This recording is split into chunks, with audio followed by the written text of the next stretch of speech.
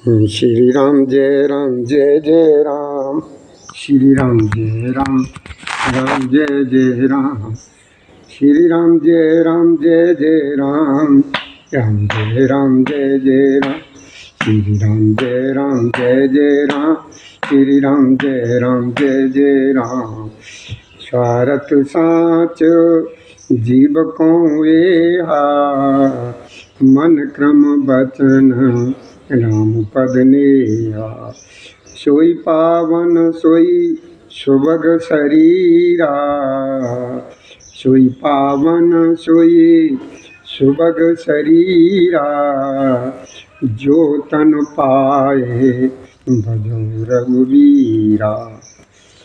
तो देखिए हमारे भोलेनाथ मैया पार्वती को समझाते हैं, कहते देखो माँ, ये उत्तरकांड में मेरे बाबा भोलेनाथ मैया पार्वती जी को श्रवण करा रहे हैं कि देखो माँ, इस उत्तरकांड में हमारे प्रभु श्री राम जी क्या कहते हैं। कहते हैं कि स्वार्थ सांच जीव को एहा, और मन क्रम बचन राम पद नेहा। नेहा मतलब चरणों में प्रेम। सोई पावन सोई सुभग शरीरा, और जो तन पाई भजो रघुवीरा। कहते हैं भोलेनाथ कि देखो माँ, जीव के लिए सच्चा स्वार्थ यही है कि मन वचन और कर्म से प्रभु श्री राम जी के चरणों में प्रेम हो। वही शरीर उत्तम और पवित्र है जिस शरीर को पाकर के प्रभु श्री राम जी का भजन किया जाए। शरीर वही उत्तम है, वही सुंदर है, वही अच्छा है। कोई सा भी शरीर हो, जिस शरीर को पाकर के प्रभु श्री राम जी का भजन किया जाए। ये काकभूषण जी गरुड़ जी को समझा कि देखो भैया गरुड़, कोई सा भी शरीर हो, चाहे मनुष्य का हो, चाहे पशु का हो, चाहे पक्षी का हो, चाहे कीड़े का हो, किसी का भी हो, जिस योनि में जिस शरीर में प्रभु श्री राम जी का भजन करने में मन लग जाए, वही शरीर श्रेष्ठ है। राम विमुख लय विद सम देही, और कवि को विद न प्रशंसते ही। राम भगत यह तन उर्जामी, और ताते मोय परम प्रिय स्वामी। काकभूषण जी कह रहे हैं ये कौवे का शरीर। मुझसे पूछा गया है काकभूषण जी से कि जब तुम्हें प्रभु श्री राम जी के इतने घनिष्ठ, इतने नज़दीकी, और प्रभु श्री राम जी की कृपा तुम्हारे ऊपर हर तरीके से है, और तुम में प्रभु श्री राम जी में कोई अंतर नहीं है, इतनी लगन है, फिर आपको ये कौवे का शरीर किस कारण से मिला? पूछा। तो फिर आगे वो क्या कहते हैं कि देखिए गरुड़ हे तात, हे खगनायक, कि राम विमुख लय विद सम देही, यानी जो श्री राम जी से या श्री राम जी के विमुख है, यानी अलग है, विपरीत है, वह यदि ब्रह्मा जी के समान शरीर पा जाए तो भी कवि और पंडित उसकी प्रशंसा नहीं करते। चाहे शरीर कितना भी बढ़िया हो, ब्रह्मा जी के समान हो, चाहे किसी के समान हो, अगर उस शरीर में मेरे प्रभु श्री राम जी का भाव नहीं है, मेरे प्रभु श्री राम के लिए भाव नहीं है, भजन नहीं है, लगाव नहीं है, तो वो तन बिल्कुल बेकार। उसकी प्रशंसा कोई भी नहीं करेगा, कोई नहीं कहेगा, कोई तारीफ नहीं करेगा कि ये बहुत बढ़िया। इसी शरीर से मेरे हृदय में राम भक्ति उत्पन्न हुई। एक काकभूषण जी समझा रहे हैं गरुड़ जी को कि हे भैया, हे खगनायक, हमें जो भी प्राप्त हुआ है, जो भी हमारे ठाकुर से मेरा जो लगाव है, वो इसी शरीर से, इसी हृदय में मुझे प्रभु श्री जी की भक्ति उत्पन्न हुई और इसी से स्वामी यह शरीर मुझे परम प्रिय है। तजाऊं न तन निज इच्छा मरना और तन बिन वेद भजन नहीं बरना। प्रथम मोह मोय बहुत बिगुबा और राम विमुख सुख कबहू न सुआ। क्या कहते हैं? देखिए काकुशल जी गरुड़ जी को समझाते हैं कि हे खगनायक, मेरा मरण अपनी इच्छा पर है। मेरा ये शरीर त्यागना जो है ना, मेरी सांसों पर निर्भर नहीं है, मेरे समय पर नहीं है, ये मेरी इच्छा पर है। मैं जब भी चाहूं, जब चाहें तो ये शरीर में जो है ना छोड़ सकता। मेरा मरण मेरी अपनी इच्छा शक्ति के ऊपर है, लेकिन फिर भी मैं यह शरीर नहीं छोड़ता। क्यों नहीं छोड़ता? क्योंकि वेदों ने वर्णन किया है कि शरीर के बिना भजन नहीं होता है। वेदों में, स्मृतियों में हर जगह ये वर्णन मिलता है कि जो अगर शरीर नहीं है तो भजन कौन करेगा? भजन करने ही वाला जब वो नहीं है तो ये भजन प्रभु श्री जी का किसके माध्यम से किया जाएगा? इसीलिए शरीर भी बहुत जरूरी है। कौन शिव योनि हो जिसमें प्रभु श्री राम जी का भजन होता रहे, चलता रहे, वही शरीर सबसे अच्छा है। कहते हैं अनेकों जन्मों में मैंने अनेकों प्रकार के योग, जप, तप, यज्ञ और दान आदि कर्म किए हैं। ये गरुड़ जी, जगत में ऐसी कौन सी योनि है जिसमें मैंने बार बार घूम फिर करके जन्म ना लिया? ऐसी कोई योनि नहीं रही। 84 लाख योनियों में ऐसी कोई योनि नहीं रही जिस योनि में हमने जो ना शरीर न पाया, जन्म लिया मैंने हर योनि।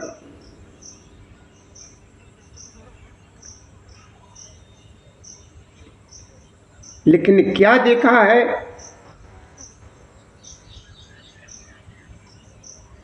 देखो कर सब कर्म गुसाई और सुखी न भयो अब की ना। हर योनि में मैंने जन्म लेकर के देखा, लेकिन जो सुख और शांति जो इस योनि में मिली, इस शरीर में मिली, वो हमें किसी में भी नहीं मिली। इसलिए ये शरीर जो मुझे जो है ना बहुत। देखो कर सब कर्म गुसाई और सुखी न भयो अब की नाई। सुध बोई नाथ जन्म बहु केरी और शिव प्रसाद मत मोह ना घेरी। लला राधे राधे राधे राधे राधे राधे राधे राधे। खुश रहो भैया, प्रसन्न बेटा, प्रसन्न रहो, सुखी रहो। देखिए थोड़ा सा ध्यान दीजिए, इस बच्चे ने, इस लल्लू ने जो हमसे प्रणाम किया, हमने इसे सुखी रहने का आशीर्वाद दिया, खुश रहने का आशीर्वाद दिया। इस खुश रहने का महत्व समझिए। ये महत्व क्या है? ये खुश रहने का महत्व है, इसका अर्थ बहुत बड़ा निकलता। ध्यान दीजिए कि एक बार की बात है, जब महाभारत काल में, आप सभी लोग जानते हैं, अच्छी तरीके से परिचित हैं, और भीष्म पितामह को भी जानते हैं कि भीष्म पितामह ने एक बार पांडवों के लिए ये वर दिया था, श्राप दिया था, कल का सूर्य तुम लोगों को देखने को नहीं है। ये भीष्म पितामह ने ये श्राप दिया था। पांडवों। तो देखिए भगवान कृष्ण आए और इस श्राप से सभी पांडव बहुत चिंतित हुए। बड़े ध्यान से श्रवण करें। ये जो बच्चे ने प्रणाम किया, उसका जो हमने उस बच्चे को खुश रहने का आशीर्वाद दिया, उसके लिए मैं बता रहे हैं आपको। तो वो वर जो श्राप जो भीष्म पितामह ने जो दिया था, उससे पांडव बहुत चिंतित थे कि किस तरीके से क्या होगा, कैसे होगा, कैसे नहीं होगा। ये बहुत चिंता में पड़ गए। तो भगवान कृष्ण ने द्रौपदी को बुलाया। किसको बुलाया? भगवान कृष्ण आए और भगवान कृष्ण ने द्रौपदी को बुलाया और कहा, द्रौपदी तुम मेरे साथ चलो। तो भगवान कृष्ण द्रौपदी को लेकर के कहाँ पहुंचे? जहां पर भीष्म पितामह जिस कमरे में या जिस जगह पर आराम कर रहे थे, अकेले थे उसमें। तो कृष्ण ने भीष्म के पास, भीष्म पितामह के पास भेजा और द्रौपदी को यही सिखाया कि देखो द्रौपदी, तुम जाकर के पितामह को प्रणाम करो, जाकर कि पितामह प्रणाम, और प्रणाम करके चुप। तो जैसे ही द्रौपदी पितामह के कमरे में वहां पर जब पहुंची हैं, जहां विश्राम कर रहे थे, तो भीष्म पितामह ने उनसे कहा कि तुम सौभाग्यवती रहो। किससे कहा? द्रौपदी जी से कहा कि बेटी तुम सौभाग्यवती रहो। और सौभाग्यवती का मतलब समझ रहे हो आप? अर्थ समझ रहे हो? सौभाग्यवती तभी तो रहेंगी जब उनके पति जो है ना सुरक्षित और सेफ और सही रहेंगे। कि उधर तो भीष्म पितामह उन पांडवों को ये श्राप दे चुके थे कि मैं कल का सूर्य ये लोग नहीं देख पाएंगे, इस तरीके से दिया। तो जब सौभाग्यवती रहने का द्रौपदी को भीष्म पितामह ने वर दिया, तुम्हारा सौभाग्य जो है ना अमर बना रहे, ये बेटी।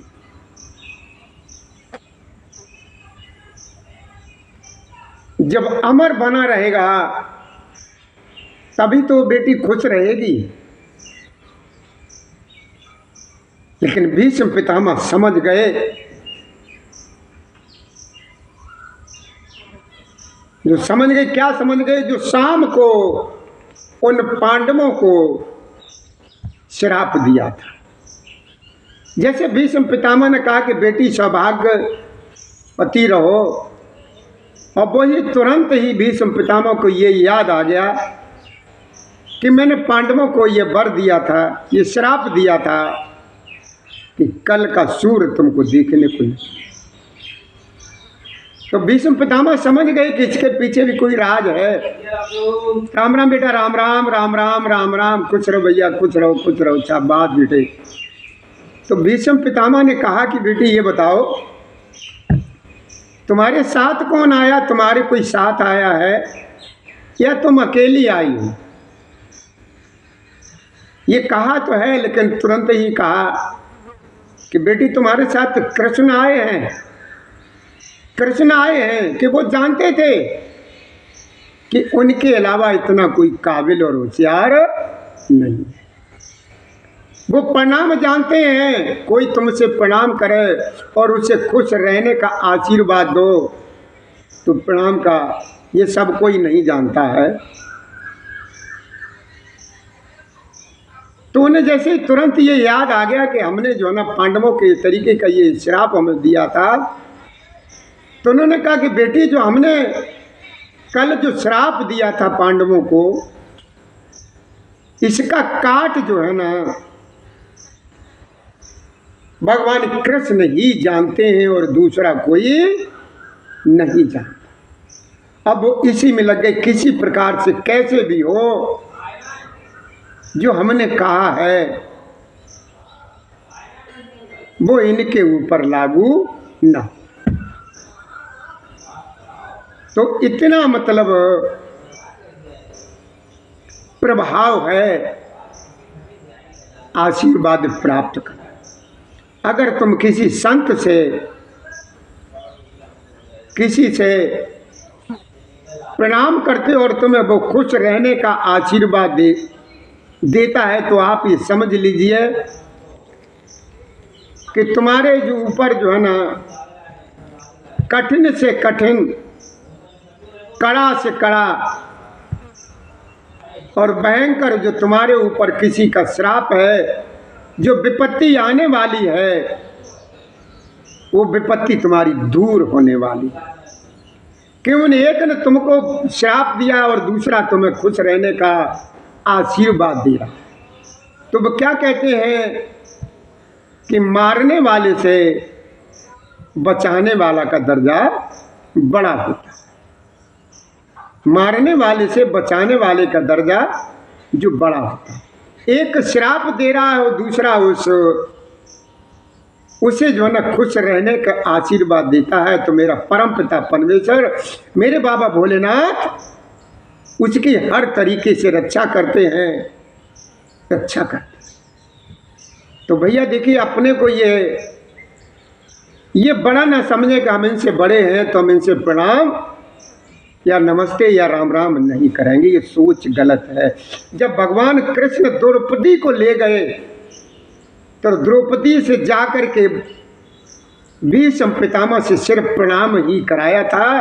तो भीष्म पितामह को इस बात का याद आ गया कि हमने जो है ना पांडवों को कल सूर्य न देखने का वर श्राप दिया है, तो ये भगवान, ये कन्हैया किसी तरीके से ये जो हमने श्राप दिया है पांडवों को, ये खत्म हो जाए।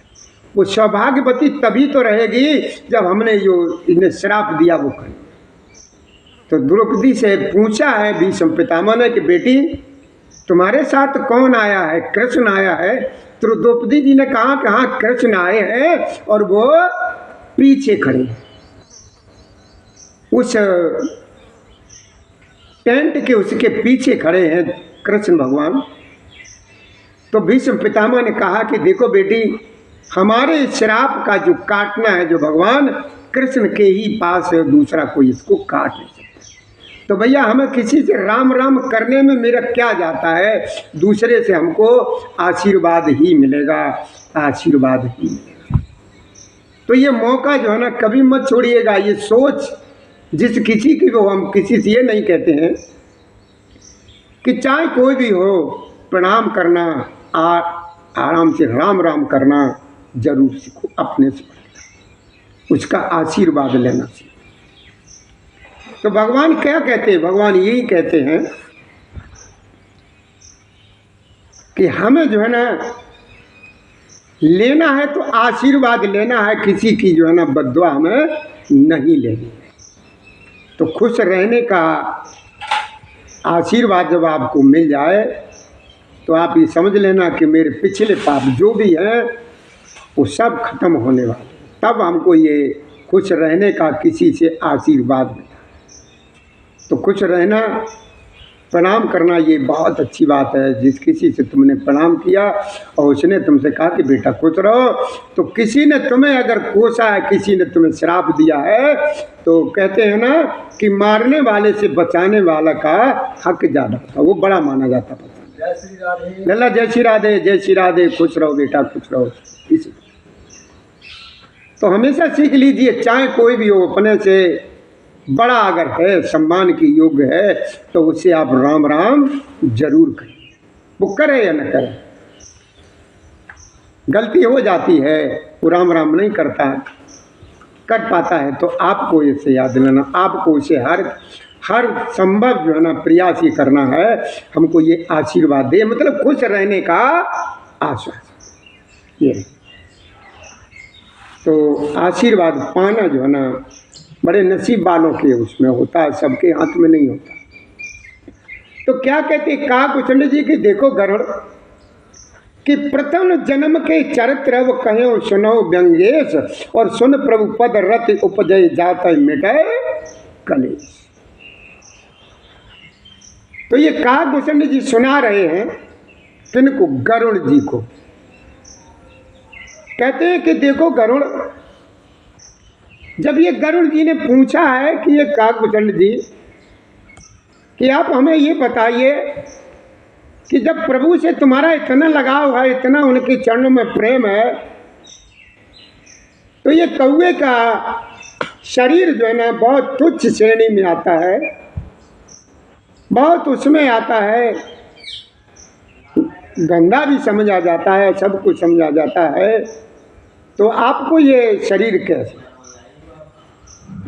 तो अब देखिए उन्होंने जो है ना काकभूषण जी ने गरुड़ जी को ये बताया कि हमको ये कौवे का शरीर कैसे मिला और क्यों मिला। तो वो क्या कहते हैं कि प्रथम जन्म के चरित्र अब कयो सुनो व्यंगेश, हर सुन प्रभु पद रति उपजे जाते मिटे कलेश। क्या कहते हैं? गरुड़ जी को काकभूषण जी समझाते हैं कि हे पक्षियों के एक एक खग नायक, हे पक्षीराज सुनिए, अब मैं अपने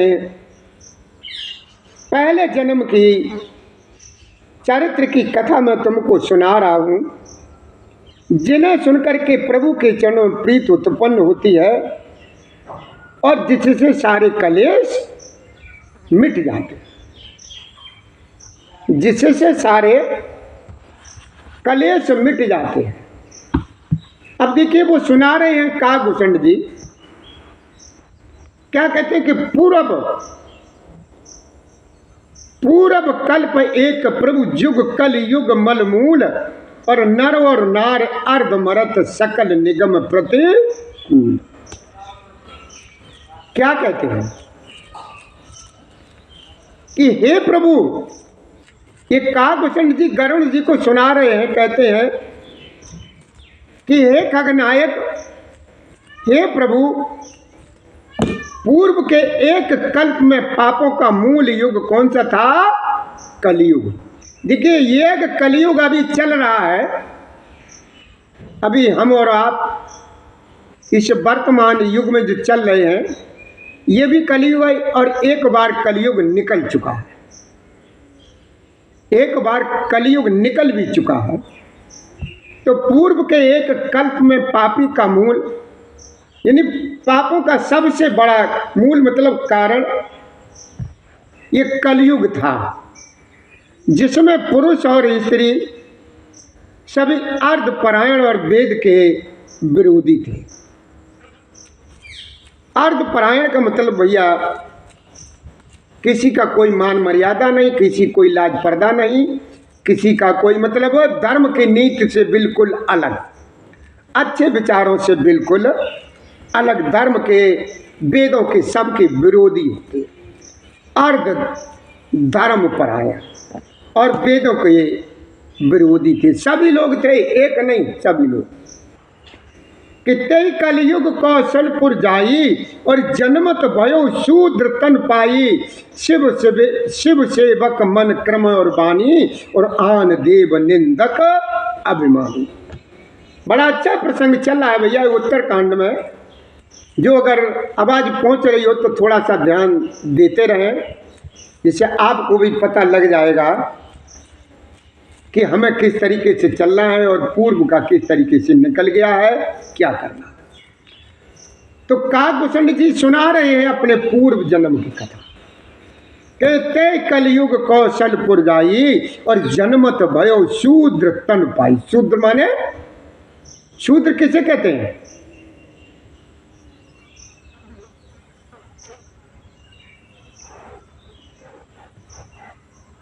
जो सबकी सेवा करता रहे, सबकी सुनता रहे, सबके कहने से चलता रहे, सबकी सेवा करे, दास बन करके रहे।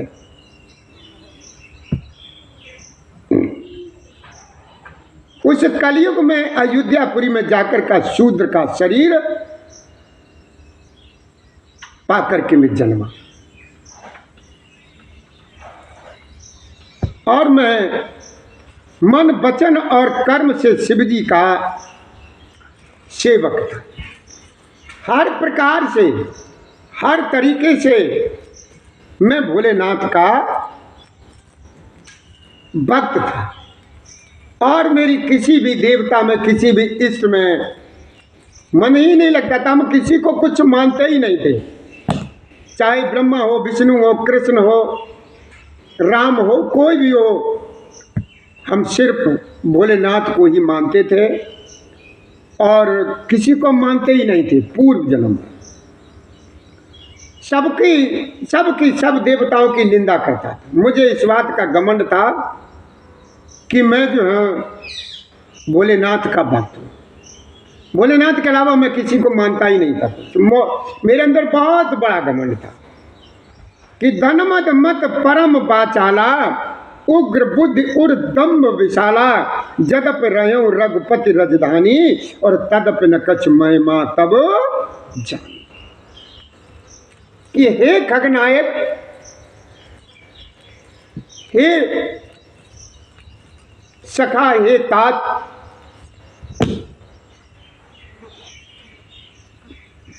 उस कलयुग में अयोध्यापुरी में जाकर के शूद्र का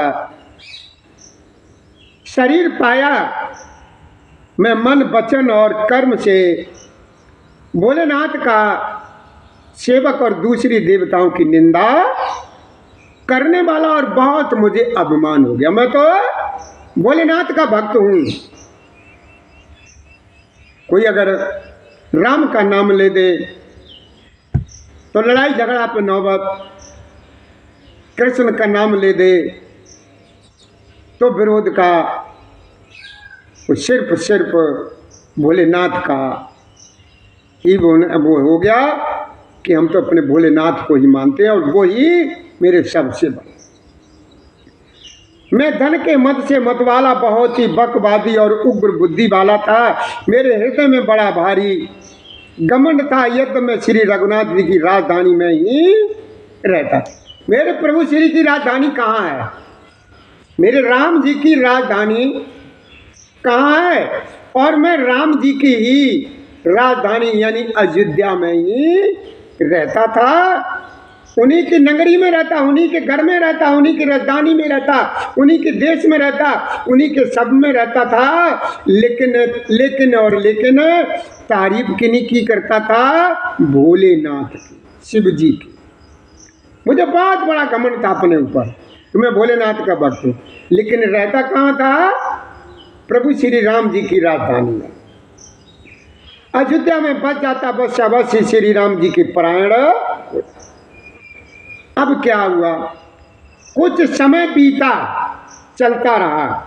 अब जाना मैं अवध प्रभा, निगमा गम पुराण यस गावा, कबनो जन्म अवध बस जोई, और राम परायण सो कर होई। परायण माने आधीन, किसी के परायण यानी किसी के आधीन। अब जाना मैं अवध प्रभा। वो काकभूषण जी क्या कहते हैं कि अब जाना मैंने कि प्रभु श्री राम जी का प्रभाव क्या है। अब मैंने अवध, ये काकभूषण जी गरुड़ जी को सुना रहे हैं कि देखो तात, जय श्री राधे। अब मैंने इस अयोध्या का प्रभाव जाना। वेद शास्त्र और प्राणों ने ऐसा ही गाया है कि किसी भी जन्म में जो भी अयोध्या में बस जाता है वह अवश्य प्रभु श्री राम जी के परायण हो जाता है, या हो जाएगा, या हो गया। लेकिन मेरे अंदर ऐसा नहीं हुआ। अबद प्रभाव जान तब प्राणी, और जब और बसे राम धन पानी, सो कलिकाल कठिन और गारी, और पाप परायण सब नर। ये काकभूषण जी गरुड़ जी को समझा रहे हैं, राजवीर जी समझाते हैं। गरुड़ जी ने ये पूछा है कि भैया हमें तुम ये बताओ, जब तुम्हारा इतना संबंध गहरा प्रभु श्री राम जी से है, तो तुम्हें तो कोई बहुत अच्छी मानव योनि में होना चाहिए, तो तुम कौआ का रूप ये धारण क्यों किए, ऐसा क्यों हुआ? तब वो सारी कथा बता रहे हैं, ये जो है ना कारण है, ये हमें कौए का शरीर कैसे मिला, ये कथा सुना रहे कि अबद का प्रभाव जीव तभी जानता है जब हाथ में धनुष धारण करने वाले प्रभु श्री राम जी के हृदय में, उसके हृदय में निवास करते हैं। गरुड़ जी वह कलिकाल बड़ा कठिन था, उसमें सभी नर नारी पाप परायणी पापों में लिप्त थे कि कलमल कृते धर्म सब लुप्त भय सद ग्रंथ, दम्भ निज मति कल्प कर प्रगट किए भव पंथ। क्या कहते हैं काकभूषण जी? गरुड़ जी कहते हैं तात, कलियुग के पापों ने सब धर्मों को खा लिया, यानी खत्म कर दिया। सदग्रंथ तो बिल्कुल गायब हो गए, और दम्भियों ने अपनी बुद्धि से कल्पना करके भाव से पंथ, यानी भाव से रास्ते जो न प्रकट कर भय लोग सब मोह बस लोभ ग्रसे शुभ कर्म, और सुन हर जान ज्ञान निधि कयो कछुक कलित। तो क्या कहते हैं काकभूषण जी कि देखो हे गरुड़, देखो सभी लोग मोह के बस में है, यानी मोह के बस में मतलब माया के बस में है। शुभ कर्मों को लोभ ने बिल्कुल जो है ना खत्म कर दिया, हड़प लिया ये ज्ञान के भंडार। हे हरि के वाहन सुनिए, अब मैं कलयुग के कुछ धर्म कहता हूँ, बड़े ध्यान से सुनो कि बरन धर्म ने आश्रम चारी, और श्रुत विरोध रत सब नर नारी, दुज श्रुत पेचक भूप प्रजासन, और को नहीं मान निगम अनुशासन। एक बात बताओ राजवीर जी, आप जो है ना अपने भगवान का भजन कर रहे हैं, आप भगवान के भजन में लीन है, जो भी गुरु जी ने तुम्हें वो दिया है, मंत्र दिया है, वो आप अपने आसन पर बैठ करके उस मंत्र का जाप कर रहे हैं, और उसी समय अगर तुम्हारे गुरु जी आ जाएं या यानी कोई दूसरे संत महाराज जी आ जाए, तो अब आप क्या करेंगे? आप भजन में लीन है, इधर भजन कर रहे हैं, और अगर वो अचानक आ जाते तो आप बोलिए, बताइए आप क्या करेंगे? लीन अगर हैं तो मान ले गुरु जी को अगर मान रहे हैं तो वो भी भगवान है, तो मतलब भजन को करे, एक साइड में करो, गुरु जी को आसन दे। जवाब तुम्हारा बढ़िया है, जवाब सही है। हमारा कायदा यही है, हमारे वेद शास्त्र यही कहते हैं कि अगर हम भजन कर रहे हैं, जो गुरुदेव जी ने हमें जो मंत्र दिया है, उसी मंत्र का हम जाप कर रहे हैं, मंत्र में लीन हैं, और उसी समय अगर हमारे गुरुदेव जी आ जाते हैं तो हमें गुरु जी का सम्मान करना है। उनके तुरंत ही जो पद कमल हैं, जो चरण हैं, उनमें हमें उनका वो सत्कार करना है, उनसे आशीर्वाद प्राप्त करना है, ना कि हमें ये करना है कि हम तो अपने अंदर सोच रहे गुरु जी आ गए, आ जाना तो कोई बात नहीं, हम तो गुरु जी का भजन कर रहे हैं, ये नहीं है भाई। गुरु जी ने रास्ता दी तभी तो हम आगे बढ़े। हाँ, और आज इसी कारण से ये काकभूषण जी की हम जो कथा सुना रहे हैं, यही इसी इतने ही कारण से जो ना ये इनको ये कौवे का शरीर मिला। इनने मतलब अहंकार मतलब चला दिया, इनके अंदर ये अहम आ गया था कि हम तो भगवान का भजन कर रहे हैं, गुरु जी आ गए तो आ जाने। जाने दे। लेकिन ये जो न घमंड जो था, ये भोलेनाथ को बर्दाश्त नहीं हुआ। ये भोलेनाथ ने को श्राप दे दिया। ये काकभूषण जो है ना, इस समय कौवे के उसमें योनि में है, तब ये मनुष्य शरीर में थे। देखो क्या लिखा, मैंने ये भोलेनाथ को ही मानते थे और किसी को नहीं मानते थे। और रहते कहाँ थे?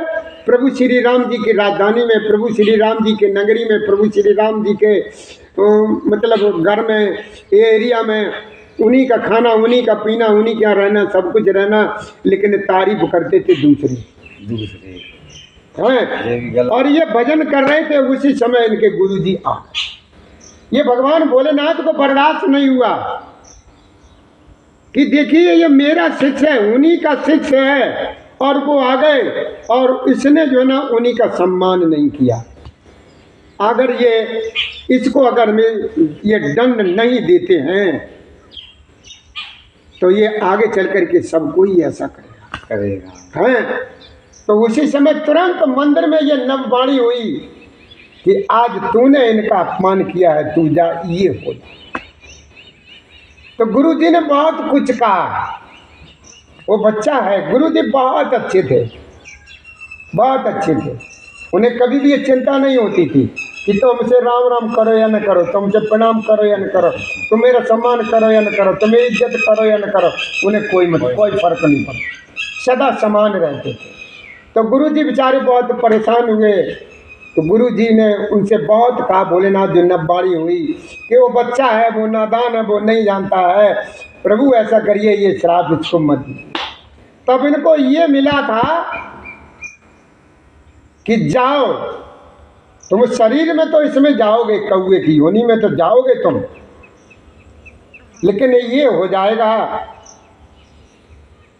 कि इनका मन भगवान में रमा रहेगा और अपनी इच्छा से जब चाहेंगे तब ये शरीर को छोड़ सकते। अच्छा, ये श्राप दे दिया, ये वर दे दिया। तभी तो मतलब कौवा ज़्यादातर मत ना है। हाँ, अपनी इच्छा से ये कौवा अगर चाहे तब ये शरीर को इसको छोड़ने का हो, लेकिन वैसे काल से नहीं मरे। काल से ना मरे कि तो बूढ़ो हो जाए, कुछ भी हो जाए, समय की सीमा है ही नहीं। इसकी ये सीमा नहीं है कि 100 साल जिएगा, कि 20 साल जिएगा, कि 10 साल जिएगा, कि 1 साल जिएगा, कि 6 महीने जिएगा, कि जीता ही रहेगा इसका। तो शूद्र ब्राह्मणों से विवाद करते हैं और कहते हैं कि हम क्या तुमसे कुछ कम है, जो ब्रह्म को जानता है वही श्रेष्ठ ब्राह्मण है। ऐसा कह करके भी उन्हें डांट कर आंखें दिखला दिए। पारित्र्य लंपट कपट सयाने, क्या कहते हैं काकभूषण जी? देखो गरुड़, आज ये कलयुग चल रहा है, एक इससे पहले कलयुग निकल चुका। उस समय की ये कथा सुना रहे हैं, उस समय कैसा था। ये कलयुग निकल गया, एक कलयुग निकल गया, ये दूसरा कलयुग, दूसरी बार कलयुग चल रहा। अच्छा। उस समय स्त्री पुरुष कैसे होते थे, हैं, मतलब दूसरे के परायण होते, किसी तरीके कोई धर्म को नीच को मानने वाला नहीं था। किसी तरीके को कोई जिसको जिसके साथ अच्छा लगा, जिसने जिसको देखा कि ये सही है उसी के साथ संबंध बनाए, अपने जो कुछ करना हो किया। कोई मतलब ऊंच नीच का कोई भेदभाव नहीं। धर्म को मानते नहीं थे, वेदों को मानते नहीं थे।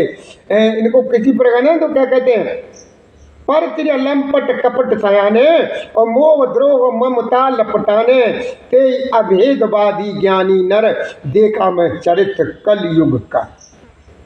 हे काकभूषण जी कहते हैं कि भैया गरुड़, हे सेना नायक, हे खगनायक, जो पराई स्त्री में आसक्त, कपट करने में चतुर और मोह द्रोह और ममता में लिपटे हुए यह वे ही मनुष्य अभेदवादी यानी ब्रह्म और जीव को एक बताने वाले ज्ञानी है। मैंने उस कलयुग का यह चरित्र देखा, जो कलयुग निकल गया एक बार, उस कलयुग में ऐसा था। आप गए और तिनहु गाले, जे कहूँ संत मार्ग प्रतिपाले, कल्प कल्प बर एक एक नरका और पर जे दूसरे श्रुति करे तर्क। कहते हैं काकभूषण जी है हे गरुण, वे स्वयं तो नष्ट हुए ही रहते हैं, जो कहीं सन्मार्ग का प्रतिपालन करते हैं उनको भी वे नष्ट कर देते हैं। जो तर्क करके वेद की निंदा करते हैं वे लोग कल्प कल्प भर एक एक नरक में पड़े रहते। ऐसा प्रभाव जे बरनादम तेल कुमारा, सुपच के रात कोल कलवारा, नार मुई ग्रह संपत्ति नाची, और मूड़ मुड़ाए वह सन्यासी। आजकल के बहुत से सन्यासी कैसे हैं? नार मुई मतलब पत्नी खत्म हो गई, मुई माने मर गई, नार मुई है। नार मुई ग्रह संपत्ति नासी, मतलब पत्नी खत्म हो गई, घर की संपत्ति नष्ट हो गई, तो मूड को मुड़ा लिया, कौन हो गए? सन्यासी। कि जे बरना धम तेल कुम्हारा, सुपच किरात कोल कलवारा, नार मुई ग्रह संपत्ति नासी, और मूड मुड़ाई होए। कहते हैं कि ये तात तेली कुम्हार चांडाल भील कोल और कलवार आज जो वन में नीचे हैं, स्त्री के मरने पर अथवा घर की संपत्ति नष्ट हो जाने पर सिर को मुड़वा करके सन्यासी हो जाते हैं। ये कलयुग की पहचान है। इस कलयुग उस कलयुग में ऐसा होता था कि तय प्रण सन आप पुजामे, और उभय लोक निज हाथ नसावे, विप्र निछंचर लोलप कामी, और निराचार सट ब्रसली स्वामी। कहते कि हे गरुड़, वे अपने को ब्राह्मणों से पूजवाते। कौन? जो छोटी बातें हैं, कौन कौन से? तेली कुमार, चांडाल भील कोल कलवार आज जो वर्णों में नीचे है, मतलब जात में नीचे है। और वो क्या कहते हैं? अपने को ब्राह्मणों से पूजवाते हैं और अपने ही हाथों में दोनों लोक नष्ट करते हैं। ब्राह्मण अनपढ़ लोभी कामी आचारहीन मूर्ख और नीची जात की व्यभिचारी स्त्रियों के वे स्वामी हो जाते हैं। आजकल के साधु संतों, कलयुग के साधु संतों की बात बता रहे हैं, ऐसे होते हैं कि शूद्र करें जप तप व्रत नाना। कितना बढ़िया होता है कि शूद्र करें जप तप व्रत नाना, और बैठ बरासन कहे पुराना। पुराना मतलब पुराण। और सब नर कलपत करें आचारा, और जाए न बरन अनीत अपारा। कहते हैं तात शूद्र नाना प्रकार के जप तप और व्रत करते हैं, तथा ऊंचे आसन व्यास गद्दी पर बैठकर प्राण कहते हैं। सब मनुष्य मन माना आचरण करते हैं, अपार अनीत का वर्णन नहीं किया जा सकता है। ऐसे हैं इस कलिकाल में कि भय बरन शंकर कल भिन्न सेतु, सब लोग करें पाप पावें दुख भय रुज शोक। तो जहाँ से मतलब जी का चल रहा महाराज, ये कलयुग ही चल रहा है, ये दूसरा कलयुग चल। अच्छा, जहाँ से मतलब निकल एक बार निकल चुका कलयुग। अच्छा, वो ज्यादा भयंकर है। हाँ, और वही वो दूसरी बार अभी चल रहा है। यही तो है, आपने देखा होगा कि आजकल के साधु सन्यासी कैसे बनते हैं। अपने घर में सब कुछ संपन्न है, साधु वाधु को कोई मतलब नहीं है, वेद पुराणों का कोई मतलब नहीं है, भगवान का नाम लेने का कोई औचित्य नहीं है। अब उनके घर की संपत्ति भी नष्ट हो गई और घर धीरे धीरे उनकी घरवाली भी चली गई। अब उन्होंने सोचा कोई उपाय कुछ है नहीं, तो यही साधन बढ़िया है कि मूड को मुड़ा लिया, सन्यासी बन गए। और जो है ना, जो हमारे ब्राह्मण लोग हैं उनके बराबर बैठने लगे हैं, तरह तरह की बातें करने लगे हैं, और अपनी अपनी मर्जी का जो है ना ये मार्ग निकाल लिया कि हम कैसे फेमस हों, क्या हो क्या नहीं हो, इसी तरीके की वो अपनी रास्ताएं निकाल ली हैं। और शूद्र करें जप तप व्रत नाना। देखिए, शूद्र नाना प्रकार के जप तप व्रत करते हैं, तथा ऊंचे आसन यानी व्यास गद्दी पर बैठ करके कथा सुनाते हैं। देखा आजकल आपने, ब्राह्मण कथा बहुत कम कहता में लगा है, ज्यादातर छोटी ही कास्ट में छोटी मिले। आप आजकल देखेंगे तो सबसे ज्यादा इस समय शाक्य लोगों की गिनती ज्यादा। व्यास गद्दी पर बैठने वाले जो है ना, 60 लोग ज़्यादा, बहनें बेटियां ज़्यादा। सत्य है। सत्य है। तो ये होने लगा। लेकिन ये जो गद्दी जो है ना, हकीकत में ओरिजिनल ब्राह्मणों की, लेकिन ब्राह्मणों को कोई कुछ नहीं मानता। अब तो कहते हैं, वो यही कहते हैं कि जो ज्ञानी है वही पंडित। भगवान कहते हैं इधर, ब्राह्मण हो चाहे वो कैसा भी हो, चाहे कैसा भी हो, ब्राह्मण हो वो फिर भी मेरे लिए पूजनीय है। ये कहते हैं वेद सम्मत तथा वैराग्य और ज्ञान से युक्त जो हरि भक्ति का मार्ग है, मोह बस मनुष्य उस पर नहीं चलते हैं, अनेकों नए नए पंथों की कल्पना करते हैं। तो ये कागभूषण जी कथा जो है ना चल रही है, सुनाते हैं गरुण जी को। और ये रामचरितमानस पुराण 7वें सोपान उत्तरकांड की कथा चल रही है। और इसी के साथ हम कथा को जो है ना विराम लगाने की इजाज़त चाहेंगे। और आज के ही समय हम प्रत्येक दिन कथा श्रवण कराते हैं। ये माइक हमारा काम नहीं कर रहा, ये तो बिल्कुल चलता ही नहीं है जो मैं आपको समय दूं, लेकिन बेबसी है मेरे सामने, क्या करें। भैया से कहते हैं, लेकिन भैया ने कल आदेश भी दे दिया, लेकिन ये हमारे बच्चे लोग सुनते, ध्यान नहीं देते हैं। कोई बात नहीं, चलो जैसे मेरे भोलेनाथ की मर्जी। कल आप आओगे तो आगे की कथा हम सुनाएंगे कि ये कैसे हुआ कैसे नहीं हुआ। आगे कथा जो है ना श्रवण करने को मिलेगी। तो भैया हमारी तरफ से, हमारे शिवधाम आश्रम के सभी कार्यकर्ताओं की तरफ से, हमारे प्रभु श्री राम जी के कथा की श्रोता यानी भक्तों को आज की राम राम स्वीकार हो। जय श्री राधे, जय श्री कृष्ण गोविंद हरि मुरारी, हे नाथ नारायण वासुदेवाय नमः। श्री राम जय जय राम। तो आज आपने समझ लिया कि दूसरे से, किसी से प्रणाम करने में जो हमें आशीर्वाद मिलता है वो बड़े हमें नसीब से मिलता है, बड़े नसीब से मिलता है। इसीलिए हम आवाज़ यहाँ को कथा को विराम देते हैं। भैया अगर हमसे कोई गलती अगर हो जाए तो क्षमा करना। अगर आपको कुछ पूछना हो है, कथा समाते समय कोई गलती हो जाती हो, छूट जाता हो, तो पूछना हो तो हमसे, हम जहाँ कहीं मिले हमसे पूछ लें, हम आपको हर तरीके से संतुष्ट करेंगे। जय श्री राधे, जय श्री कृष्ण गोविंद हरि मुरारी, हे नाथ नारायण वासुदेवाय नमः। ये भैया श्रावण का महीना चल रहा है, इसलिए हमारे बाबा भोलेनाथ के लिए बोलेंगे, ओम श्री शिवाय नमस्तोभ्याम, ओम श्री शिवाय नमस्तोभ्याम, ओम श्री शिवाय नमस्तोभ्याम। श्री राधे राधे राधे राधे।